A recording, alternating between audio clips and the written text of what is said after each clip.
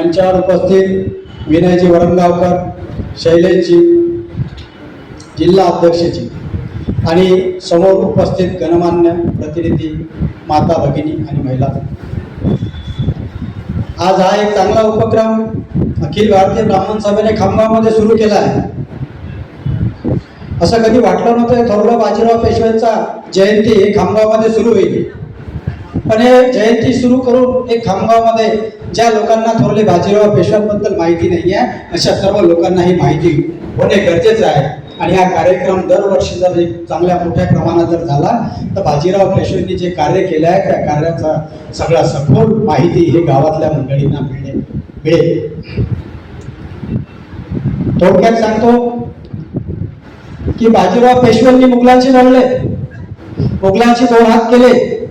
आपल्याला माहित आहे की रफ्तार जे होती ते बाजीची होती. ज्या दिल्लीला जायला 10 दिवस लागत होते ते दिल्लीचा प्रवास बाजीराव 2 दिवसात करत होते. एकसारखे 22 तास घोड्यावर बसायचे, घोड्यावरच चणे खायचे, घोड्यावरच फुटाणे खायचे आणि प्रवास करायचा. असा हा प्रवास 22 घंटे बाजीराव पेशवे हे घोड्यावर करत होते. बहुत बढ़िया. यदि मैं पेशवा बाजीराव प्रथम के पहचान में एक वाक्य कहूँ तो वो इस प्रकार होगा, वो केवल पेशवा नहीं थे, रणनीतिकार थे जिन्होंने युवा आयु में मराठा शक्ति को उत्तर भारत की राजनीति में निर्णायक स्थान पर पहुंचा दिया था. बाजीराव जी की सब में बड़ी विरासत कोई एक किला या एक युद्ध जीतना नहीं था. उनकी असली विरासत सैन्य राजनीति की गति, जिसमें मराठा शक्ति को दक्कन से उठाकर दिल्ली के राजनीतिक में सेंटर में पहुंचा दिया था.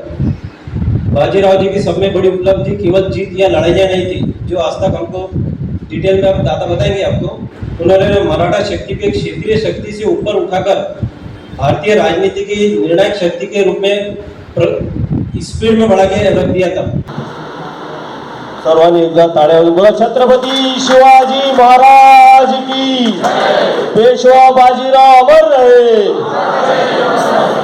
तत्कालीन कवीने, छत्रसालांच्या काळातल्या कवीने असं केलेलं आहे की ब्राह्मण समाजामध्ये 2च असे महान लोक जन्मले की एक आहे भृगु आणि दुसरे आहे बाजीराव. बाजीराव यासाठी की त्यांनी तुर्काव म्हणजे मुघल, तुर्कांचा पराभव केला. तर असा आहे ते जग में कई उपजे ब्राह्मण दो, एक भृगु एक बाजीराव, उन ढाई रजपुतिया इन ढाई तुर्काव. तसा तुर्कांचा पाडाव करणारे, त्यांना नामोहरम करणारे, वेळोवेळी त्यांना हरवणारे, त्यांना पाठलाग करायला लावणारे, ही एक नीती होती. त्यांना पाठलाग करायला लावून त्यांना थकवून मग त्यांना हरवणारे असे हे बाजीराव पेशवे. बाजीराव पेशव्यांची समाधी रावेरखेडी येथे आहे. संतोष तिवारी नावाचा एक मुलगा युवक होता आणि त्याच्यासोबत अजून 3-4 लोक होते. त्या सगळ्यांनी टी शर्ट घातले होते आणि त्या टी शर्टवर लिहिलं होतं जो जीता वो बाजीराव. तर मला आश्चर्य वाटलं, म्हटलं जो जीता वो बाजीराव कसा काय हवा. तर मी त्यांच्याशी बोललो, म्हटलं ये कैसा क्या. अरे बोले जे मी तुम्हाला आता सांगितलं वो सिकंदर तो हारा था बोले, लेकिन बाजीराव एकमेव अजय अपराजित योद्धा है. तो इसलिए बोले हमने मोहीम चलवाई है की जो जीता वही बाजीराव. पालखेडची लढाई बाजीरावांनी जिंकली. इतिहासामध्ये एकमेव असं एक उदाहरण आहे ज्याची तारीख विदेशी इतिहासकार सुद्धा करतात.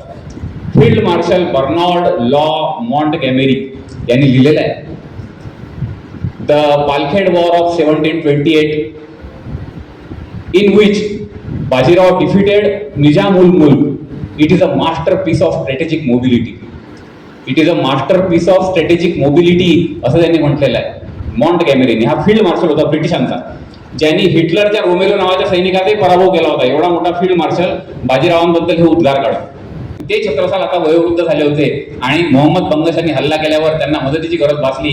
त्यांनी बाजीरावांना पत्र लिहिलं की एकच माणूस होता पूर्ण हिंदुस्थानभर मदत करणारा, जो गति ग्राह गजेंद्र की वो गत भई है आज, जो गति भई गजेंद्र की वो गत भई है आज, बाजी जात बुंदेल की बाजी राखो लाज. तर जी गत गजेंद्राची झाली होती, गजेंद्र मोक्षाची कथा आपल्याला सगळ्यांना माहित असेल, तशी मगरीने हत्तीला पकडलेल्या हत्तीची कशी अवस्था झाली असेल ती गत माझी झालेली आहे आणि बाजीराव तुम्ही मला वाचवायला या. आज ज्यांची जयंती आहे राऊत स्वामी हे पहिले बाजीराव पेशवे यांना उजाड करून औरंगजेबाने 5 लाखाची फौज घेऊन दक्षिणेकडं म्हणजे महाराष्ट्रात उतरला आणि मराठ्यांची सत्ता नेस्तनाबूत करायची, अखंड हिंदुस्थानावर मोगलांचं राज्य करायचं अशा भावनेने महाराष्ट्रात आलेला औरंगजेब 27 वर्ष महाराष्ट्रातल्या मावळ्यांनी मराठी म्हणजे नुसतेच मराठे नाही, इथलं प्रत्येक समाजातली व्यक्ती जी असेल महाराष्ट्रात राहणारी तो म्हणजे मराठा, यांनी सतत औरंगजेबाला 27 वर्षे या ठिकाणी नाचवून शेवटी याच मातीत त्याचा मुर्दा काढला. औरंगाबाद जवळच्या खुलताबादमध्ये त्याची कबर खोदली. त्यानंतर संभाजी महाराजांच्या मृत्यूनंतर औरंगजेबाच्या जिवंत असताना संभाजी महाराजांच्या मृत्यूनंतर रायगड पडला. रायगडावरून महाराणी येसुबाई साहेब, लहानगे शाहूराजे यांना तिथून अटक झाली. राजाराम महाराज जे होते छत्रपती राजाराम महाराज त्यांना गडावरून राणी येसुबाई साहेब यांनी जिंजीकडे रवाना केलं. ते त्यानंतर 18 वर्ष जवळपास शाहू महाराज औरंगजेबाच्या त्या कैदेमध्ये राहिले आणि कैदेमध्ये असताना औरंगजेबाचा इकडे मृत्यू झाला. औरंगजेबाचा नंतरचा वारस आजम खान यांनी शाहू महाराजांची सुटका केली. शाहू महाराज महाराष्ट्राकडे निघाले. अहमदनगरला बरेचसे मराठा सरदार त्यांना येऊन मिळाले आणि तिथून शाहू महाराजांनी त्या मराठा सरदारांच्या भरोशावर सातारा जिंकलं. साताऱ्याला शाहू महाराजांची राजधानीची निर्मिती झाली. शाहू महाराजांची राजधानी साताऱ्याला झाल्यानंतर बाळाजी विश्वनाथ राऊळ स्वामींचे वडील, बाजीराव पेशव्यांचे वडील बाळाजी विश्वनाथ यांना पेशवाईची वस्त्र मिळाली. सासवडला बाळाजी विश्वनाथ यांचा मृत्यू झाला. त्या मृत्यू समयी राऊळ स्वामींचं म्हणजे बाजीराव पेशव्यांचं वय फारच कमी, 18-19 वर्षाचं असं काहीतरी तरुण मुलगा होता. दरबारातले जे मंत्रिमंडळातले 7 मंत्री होते, अष्टप्रधान मंडळातले, त्यांना सर्वांना आशा होती की विश्व पदाची वस्त्र एवढ्याच्या पोराला, तरुण पोराला मिळणार नाही आणि श्रीवास आनंदराव असतील, अजून बाकीचे लोक असतील, हे विश्वपदाच्या वस्त्राची आस लावून बसलेले होते, वाट पाहत बसलेले होते. परंतु शाहू महाराजांनी राऊळ स्वामींना पेशवाची वस्त्र दिली, पेशवेपद दिलं. तिथून राऊळ स्वामींनी मागं वळून पाहिलंच नाही. छत्रपती शिवाजी महाराजांनी स्वराज्य निर्मिती केली असं जरूर केली, परंतु मराठ्यांचं साम्राज्य निर्माण करण्याचं कार्य तुम्ही केलं असेल तर राऊळ स्वामींनी, बाजीराव पेशव्यांनी. आता वरणगाव सरांनी सांगितलं बाळाजी आणि तिथले जे मराठा जुने सरदार होते अगोदरचे, त्यांना साहजिकच ते जीवावर आलेलं होतं किंवा कालचा पोरगा हा पेशवा होतो, सर्व सूत्र हाती घेतो आणि राजकारण करतो किंवा मुख्य सूत्रधार मराठा साम्राज्याचा होतो, हे बऱ्याच जणांना आखरणारा विषय होता. शाहू राजांच्या कानाची ती नेहमी लागत, बाजीराव पेशव्यांचा नेहमी चुगल्या करत, तक्रारी करत आणि थोडंसं त्यांच्या मनात असंही भरवत की बा हा शाहू